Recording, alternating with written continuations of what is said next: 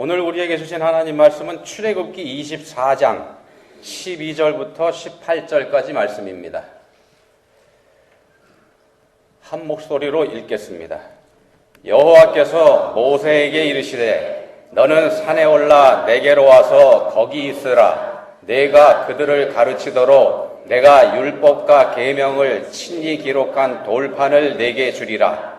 모세가 그의 부하 여호수아와 함께 일어나 모세가 하나님의 산으로 올라가며 장로들에게 이르되 너희는 여기서 우리가 너희에게로 돌아오기까지 기다리라. 아론과 훌이 너희와 함께 하리니 무릇 일이 있는 자는 그들에게로 나아갈지니라 하고 모세가 산에 오르매 구름이 산을 가리며 여호와의 영광이 시내산 위에 머무르고 구름이 엿새 동안 산을 가리더니 일곱째 날에 여호와께서 구름 가운데서 모세를 부르시니라.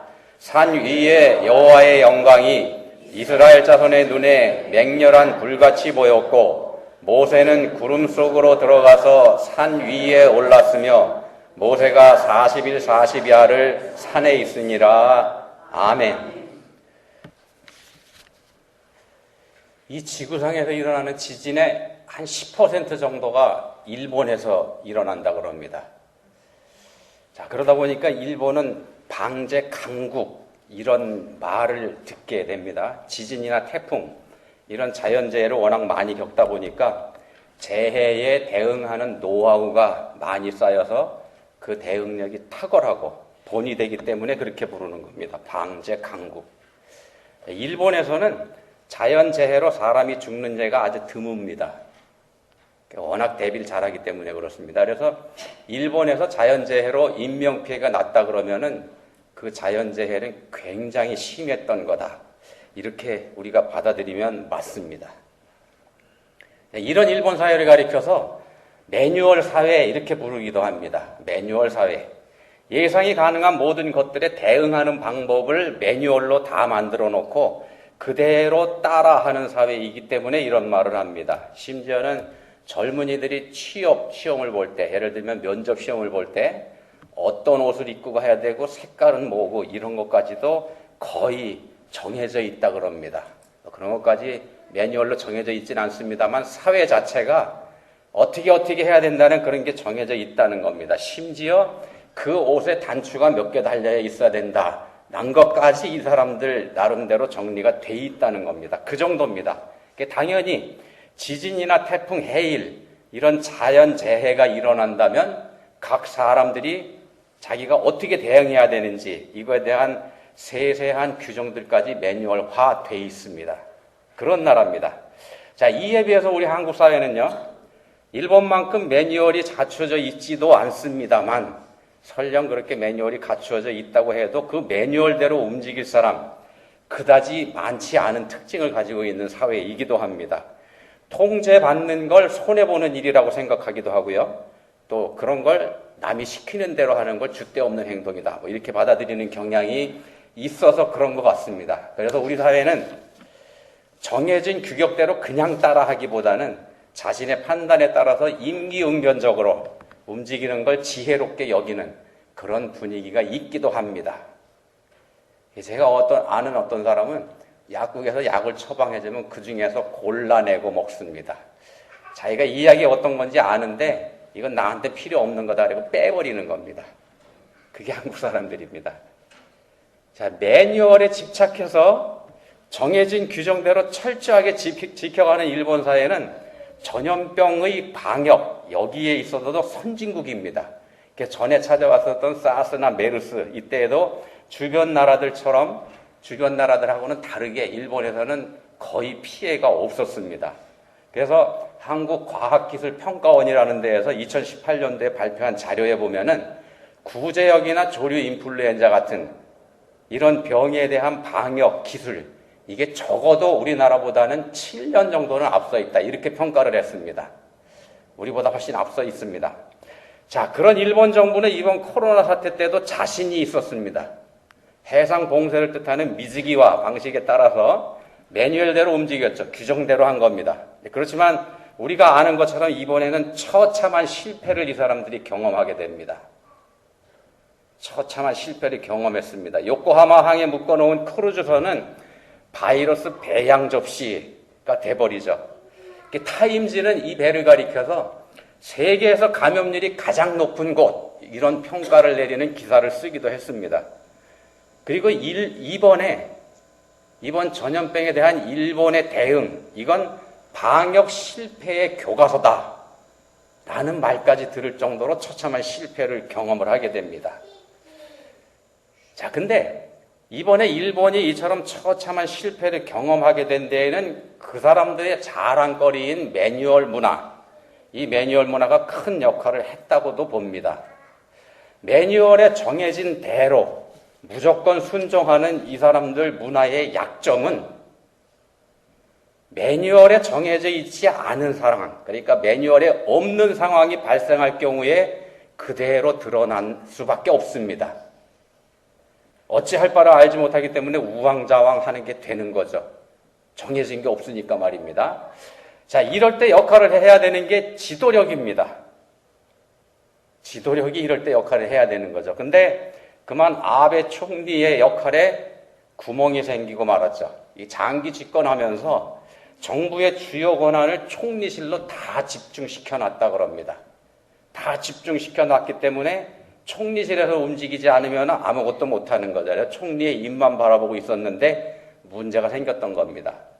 자, 매뉴얼대로 움직이는 사회. 그래서 임기응변에 약한 이 사람들의 시스템에서 이상 사태가 발생하면 총리의 결정이 중요할 수밖에 없습니다만 아베 총리실이 금년 여름에 있는 동경올림픽 이걸 지키는 데에만 골몰하다 보니까 대응에 실패했다는 게 전반적인 평가입니다.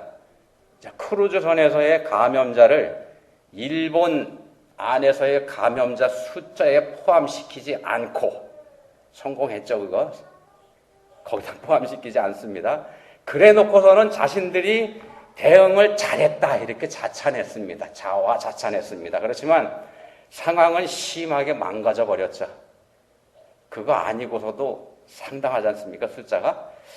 근데 한국도 마찬가지입니다.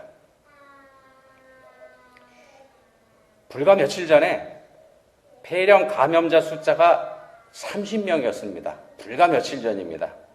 그럴 때 한국 정부의 고위 정치인들, 고위 간부들은 정부의 대응이 대단히 훌륭했다 이렇게 자화자찬했습니다. 그러면서 그 중에 어떤 사람은 전 정부가 메르스가 찾아왔을 때 어떻게 대응했었는지 이게 얼마나 부실했는지 그거 우리가 알게 된다 이런 말까지 했었습니다. 근데 그 말을 하고 나서 바로 그 다음 날부터 그리고 그 사나흘 사이에 감염자 수는 우리가 아는 것처럼 20배나 늘어났습니다. 한국이 일본보다 더 위험해졌죠. 자, 이제는 우리 한국 사람들의 가장 큰 특징이면서 단점이기도 하면서 장점이기도 한 임기응변. 이 임기응변을 가지고 각자가 자신을 맡게 하는, 자기 자신을 챙겨야 하는 거 아닌가. 이런 걱정이 들기도 하는 그런 사태까지 이르고 말았습니다. 그러니까 상황이 앞으로 어떻게 전개될지 아무도 모른다는 게 가장 큰 문제인 것 같습니다. 자, 이 일을 위해서 현장에서 사투를 벌이는 분들, 이분들이 지치지 않고 쓰러지지 않고 좌절하지 않도록 그리고 책임을 맡은 사람들은 더 지혜로워질 수 있도록 우리가 위에서 기도해야 될 때입니다. 본문 출애굽기 24장에도 지도자들이 등장합니다. 걸출한 지도자 모세가 등장을 하고요. 모세의 대를 이어서 장차 이스라엘 사람들을 이끌고 약속의 땅 가나안에 들어가게 될 미래의 지도자 여호수아가 모세의 부하라는 수식어를 달고 등장합니다. 그리고 13절에 보시면 장로들이라는 표현이 있는데 이 장로들이라는 사람은 이스라엘 민족을 대표하는 민족 지도자들이죠. 요즘으로 치면은 장차관이나 국회의원 이 정도에 해당되는 사람들이다 이렇게 볼 수 있을 것 같습니다. 이집트의 노예에서 해방된 이스라엘 사람들이 홍해바다를 건너서 시내산에 도착했을 때 하나님께서는 이스라엘 사람들이 다 지켜보고 있는 가운데 시내산 꼭대기에 강림하셨습니다.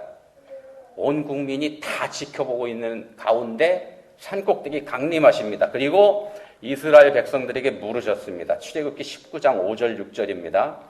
이제 너희가 정말로 나의 말을 듣고 내가 세워준 언약을 지키면 너희는 나의 보물이 될 거다. 온 세상이 다 내 거다. 그러므로 너희는 내가 선택한 백성이 되고 너희의 나라는 나를 섬기는 제사장 나라가 되고 너희는 거룩한 민족이 될 거다. 자, 이 사람들은 애굽에서 종살이 하던 사람들입니다. 그리고 달포전에는 갈라진 홍해바다를 자기 발로 걸어서 온 사람들이고 말입니다.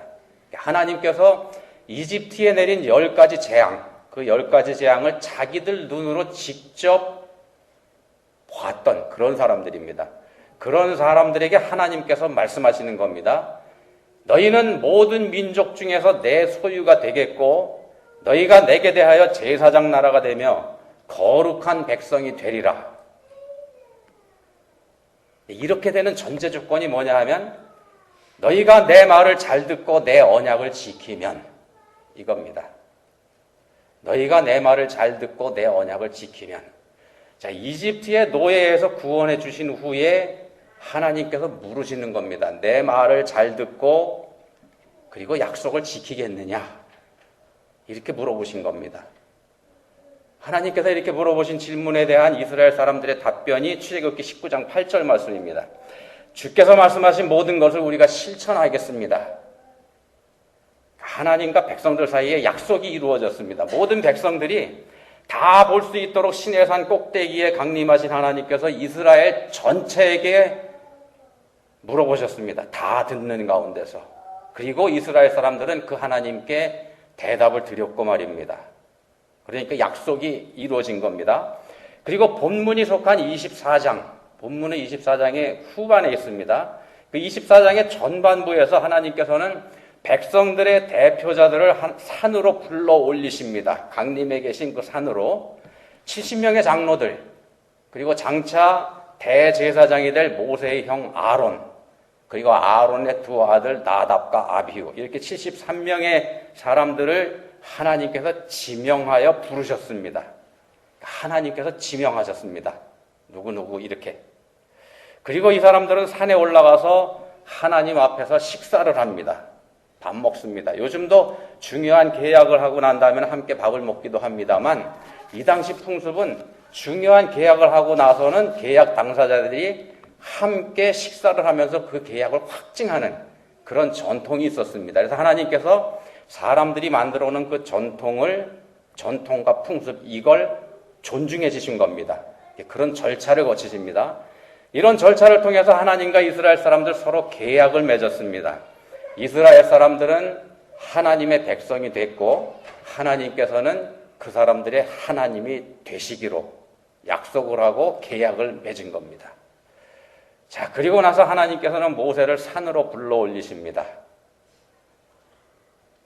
산으로 올라가는 모세는 자기 자신의 부하인 여호수아를 데리고 가고, 본문에 나옵니다.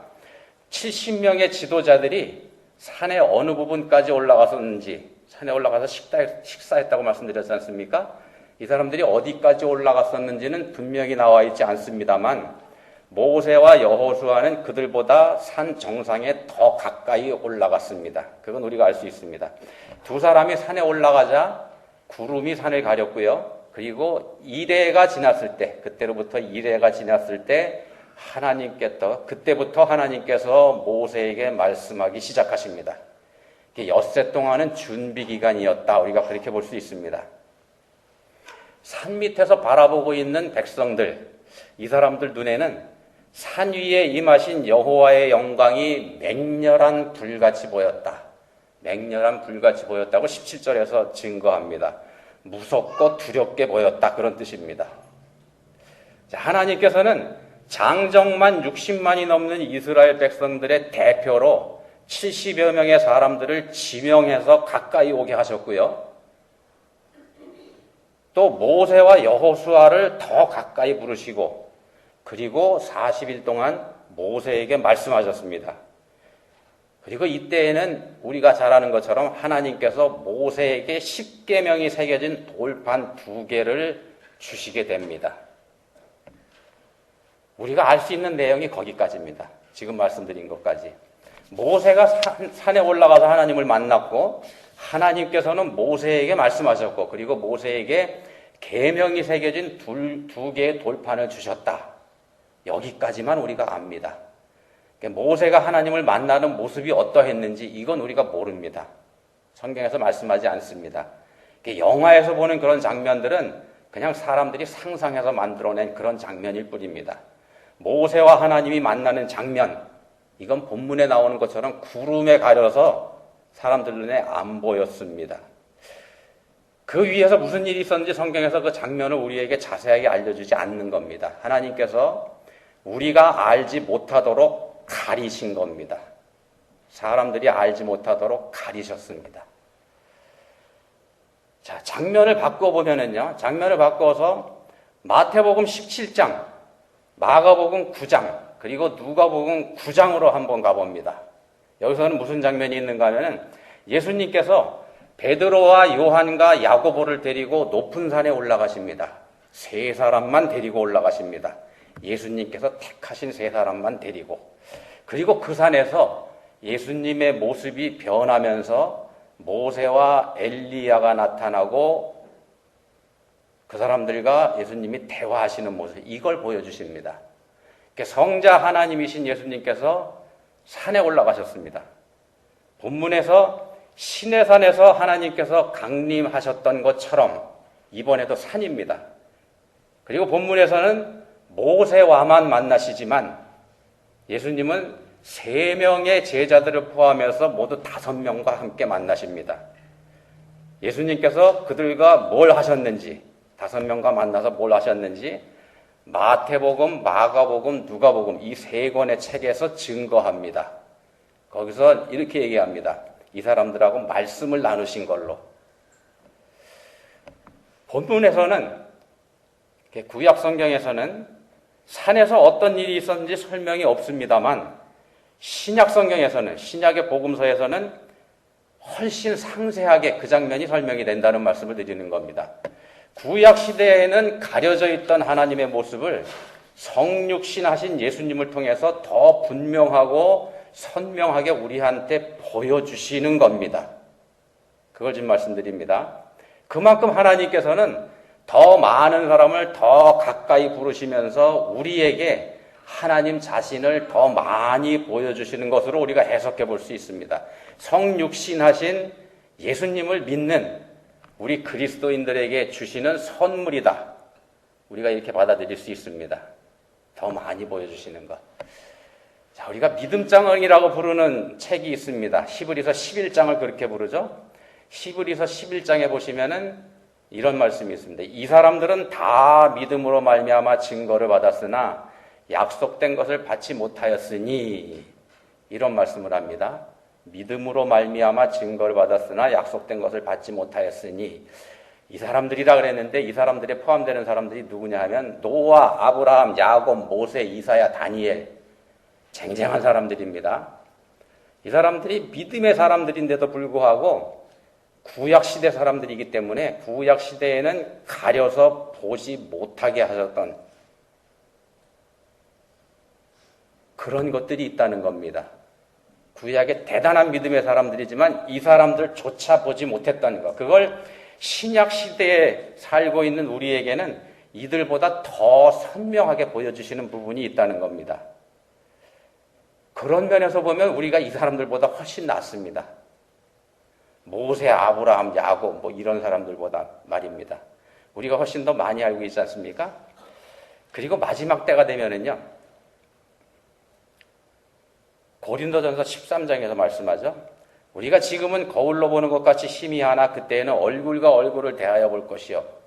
지금은 내가 부분적으로 아나 그때에는 주께서 나를 아신 것 같이 내가 온전히 알리라. 이렇게 말씀하시는 것처럼 복음서의 제자들이 본 것, 복음서에서 우리가 변화산이라고 하는 곳에서 제자들이 본 것, 그것보다 더 선명하게, 아니 아무것도 가려지지 않은 모습으로 우리가 하나님을 뵙게 될 겁니다. 그렇게 될 겁니다. 이게 하나님 은혜입니다. 신약 시대에 태어나서 성육신하신 성자 예수님을 믿는 우리에게 주신 특권입니다. 우리 그리스도인들에게 주신 특권 말입니다. 우리 그리스도인들은 그런 놀라운 은혜를 입은 사람들입니다. 자, 본문 출애굽기 24장에서 우리가 살펴보는 본문이 출애굽기 24장입니다. 이 24장에서 하나님의 부르심으로 산에 올라간 모세가 40일이 지난 후에 산에서 내려오게 되죠. 40일이 지난 후에 산에서 내려왔을 때 산 밑에서 모세를 기다리던 이스라엘 사람들은 대형 사고를 치고 맙니다. 말 그대로 대형 사고입니다. 우리가 잘 알고 있는 대로 금송아지 우상을 만들었죠. 산에 올라간 모세가 연락이 끊겨서 죽었는지 살았는지 알지 못한다면서 이 사람들은 자신들을 이집트에서 데리고 나온 여호와 하나님이라면서 신을 만드는 겁니다. 우상을 만들게 아니고 여호와 하나님을 만든 겁니다. 불과 며칠 전에 아무 형상도 만들지 말라는 계명을 하나님께서 직접 들었고 그렇게 하겠다고 하나님한테 직접 약속했던 사람들이 벌인 일입니다. 자, 이 사람들한테는 산 위에서 무슨 일이 있는지 가려졌기 때문에 생긴 일이기도 합니다만 그보다는 근본적으로 우리 인간들이 가진 한계를 분명하게 보여주는 그런 장면이기도 합니다. 우리가 생각보다 오래 참지 못한다는 걸 보여주는 것이면서 우리 인간의 마음이 우상 제조 공장이라고 한 칼뱅의 말처럼 틈만 나면 우상을 생각해 내는 게 우리들의 죄된 속성입니다. 이 사람들이 한 행동이 바로 우리의 그 죄된 속성을 그대로 드러낸 사건이기도 하고 말입니다.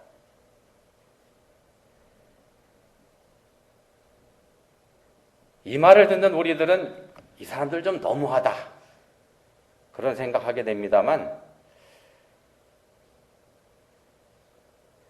그리고 또 그런 생각을 하는 우리들 마음속에는 나는 그런 정도까지는 아니다 이런 마음이 있습니다만 구약 성경에 나타나는 구약 성경에 보이는 이스라엘 사람들이 사실은 우리들의 모습이기도 합니다. 우리 자신들이 그렇다는 겁니다.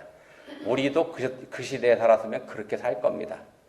그리고 지금 신약 시대를 살고 있는 우리는 그렇게 살고 있지 않다고 생각합니다만 착각입니다. 우리도 이 사람들하고 똑같이 살고 있습니다. 자, 복음서의 장면, 변화산에서 거룩한 모습으로 변모하셨던 예수님께서 산 밑으로 내려오셨을 때 그때에도 산 밑에서는 일이 벌어졌습니다. 산 밑에 남아있던 다른 제자들 3명을 제외한 나머지 제자들이 귀신 한 마리를 쫓아내지 못해서 망신을 톡톡히 당하고 있는 그런 장면이 산 밑에서 벌어집니다. 여기서 귀신을 쫓아내달라고 부탁했던 귀신 들린 아이의 아버지, 그 아버지가 한 말, 그리고 그 아버지의 말에 대한 예수님의 대답, 이거 우리가 다 알고 있지 않습니까? 마가복음 9장에 있는 말씀입니다. 아버지가 이렇게 말합니다. 예수님께 뭘 하실 수 있거든 우리를 불쌍히 여기서 도와주십시오. 뭘 하실 수 있거든 좀 도와주십시오. 예수님께 한 말입니다. 예수님이 대답하시죠. 할 수 있거든이 무슨 말이냐. 믿는 자에게는 능치 못할 일이 없느니라. 자, 두 사건 모두요. 믿음의 문제를 보여주고 있다는 말씀드리는 겁니다.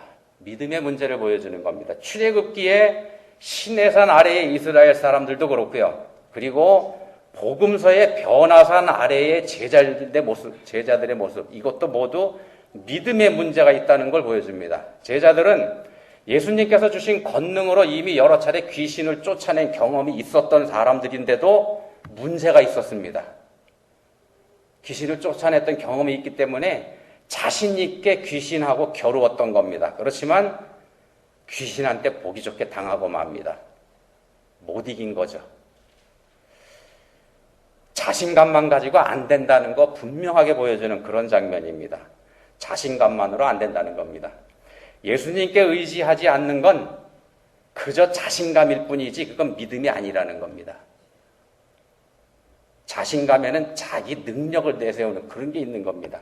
믿음하고 다른 겁니다. 자신감의 주인은 자기 자신입니다. 자, 앞에서 자신감이 충만했던 일본과 한국의 지도자들의 문제 말씀드렸습니다.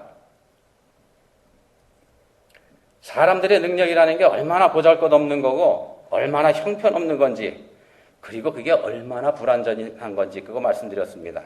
세계 최고의 재난관리 국가라고 자타가 공인하던 일본이 이번에 처참하게 무너진 거, 그리고 전 정부의 무능을 꼬집으면서 자신들의 능력을 과시했던 한국 정부가 당황해하고 있는 현실, 이게 우리 인간들의 한계를 분명하게 보여준다는 말씀을 지금 드리고 있는 겁니다. 그게 인간들의 한계입니다. 지도자는 하나님께서 세우십니다. 지도자는 하나님께서 세우십니다. 어떤 지도자이든지. 그래서 로마서 13장 1절에서 말씀하지 않습니까? 각 사람은 위에 있는 권세들에게 복종하라. 권세는 하나님으로부터 나지 않음이 없나니 모든 권세는 다 하나님께서 정하신 바라. 그리고 본문에서도 우리가 그 사실을 확인했습니다. 하나님께서는 70명의 이스라엘 지도자들을 지명해서 하나님께로 가까이 오게 그렇게 하셨습니다. 아론과 그의 두 아들도 하나님께서 직접 지명하여 부르셨습니다. 그리고 또한 모세를 직접 지명하셔 부르시고 그를 이스라엘 민족의 지도자로 세우신 분이 바로 하나님이십니다. 여호수아를 그 모세의 후계자로 세우신 것도 하나님께서 하신 겁니다. 하나님께서 다 하시는 겁니다. 모든 권위와 권세는 하나님께로부터 나옵니다. 근데 그렇게 하나님께서 지명하여 부르신 지도자들이 정작 하나님을 의지하지 않을 때 이 사람들이 얼마나 처참하게 무너지는지 그걸 보게 된다는 말씀을 드리는 겁니다. 신의 산 아래에서는 이 사람들이 주동이 돼서, 하나님께서 택하고 부르신 이 사람들이 주동이 돼서 금송아지 우상을 만들었고요. 변화산 아래에서는 예수님께서 지명하여 택하시고 부르신 직속 제자들이 귀신에게 당하고 있고 그렇습니다. 자, 그럼 여러분 한번 생각해 보십시오. 하나님께서 세우신 나라의 지도자들이 모든 권위는 하나님께로부터 오지 않습니까? 하나님께서 세우신 지도자들입니다. 이 지도자들이 하나님 빼버리고 자신들의 능력을 자랑할 때 처참하게 무너지는 것 우리가 지금 보고 있습니다. 자, 그걸 보고 있는 우리 그리스도인들, 이 자리에 있는 우리들도 하나님께서 지명하여 불러주신 사람들입니다. 우리가 예수님을 믿는 사람들이 된 거, 하나님께서 우리에게 예수님 믿는 믿음을 주셨기 때문에 그렇게 된 겁니다. 하나님께서 우리에게 믿음을 주셨습니다. 우리가 바로 본문에 등장하는 70명의 대표들이고, 우리가 바로 지명하여 불러주신 예수님의 제자들하고 똑같다는 말씀입니다. 우리가 바로 그런 사람들입니다. 자, 그런 우리들이 예수님은 빼버리고 우리 자신의 능력과 우리 자신의 신앙 경험과 그리고 우리 자신의 성경 지식, 이걸 앞세운다면 우리도 여지없이 무너지지 않겠습니까? 예수님 빼버리고 그것만 앞세운다면 말입니다. 자, 그럼 우리가 어떻게 해야 되는가? 우리에게 있는 모든 것이 하나님께로부터 왔다는 것, 우리가 가진 모든 게 하나님께로부터 왔다는 것, 믿음까지도 말입니다. 이거 잊지 마시고 하나님 앞에서 겸손해야 할 겁니다. 하나님 앞에서 겸손해야 됩니다. 하나님의 도우심을 구하는 우리 모두가 될 수 있기를 예수님 이름으로 축원드립니다. 기도하시겠습니다. 하나님 아버지, 권세가 많아질수록 또 능력이 많아질수록 저희는 더 많은 자신감을 갖게 됩니다. 그러다가 그 모든 게 하나님께서 주신 것이라는 사실 잊어버리곤 합니다. 저희를 불쌍히 여겨주십시오. 다 하나님에게서 온 것임을 인정하게 하시되 늘 그렇게 알고 믿게 해주시기 원합니다. 하나님 앞에서 끝까지 겸손한 저희가 되게 해주시기 원합니다. 저희를 도와주십시오. 예수님 이름으로 기도합니다. 아멘.